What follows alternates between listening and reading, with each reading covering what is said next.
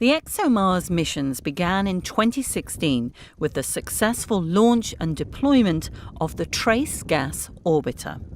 This first ExoMars spacecraft is now nicely orbiting around Mars.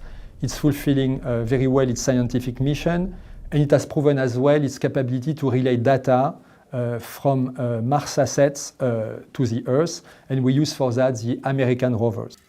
This proven capability will be needed to communicate with Europe's first Mars rover, Rosalind Franklin, for the newest ExoMars mission in 2020. A landing site in an area called Oxia Planum has been recommended for this joint ESA and Russian mission, which has 4 elements. We have a carrier module to push the spacecraft to Mars. We have a descent module to bring the landing assets, the rover for the European and the landing platform for the Russian partner, down to Mars.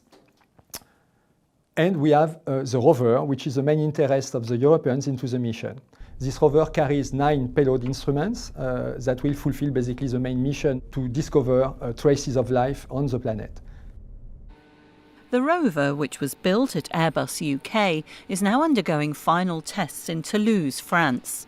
The European carrier module and the Russian landing platform were delivered earlier this year and, together with the descent module, are undergoing final environmental tests in Cannes, France.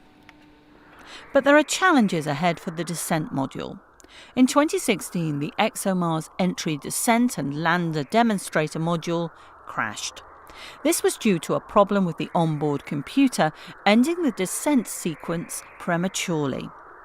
But in recent high-altitude drop tests for the ExoMars 2020 lander, the main parachutes suffered damage before fully inflating.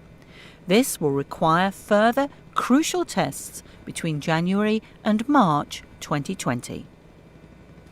This go, no-go situation means it's a challenging time ahead for the mission, a race against the clock. All the Russian and European teams are now focused at completing the verification program of the spacecraft in time for a qualification and acceptance review that is scheduled in April. If we would be successful at that review, we would be authorized to ship the spacecraft to Baikonur for a launch within a window that opens on the 26th of July and closes on the 11th of August. Missing that window would mean that we would have to adjourn the launch by more than 2 years' time, and the next launch opportunity would only reappear on August 2022. So you can imagine that we are all very mobilized to resolve the last risk which we are facing. The parachute is one, the completion of the system test program is another one, in order to get ready to catch this opportunity. As well as the science landing platform, the Russians are providing ExoMars' ride to Mars on a Proton rocket. The next few months will determine if this ride will be in 2020 or 2 years later.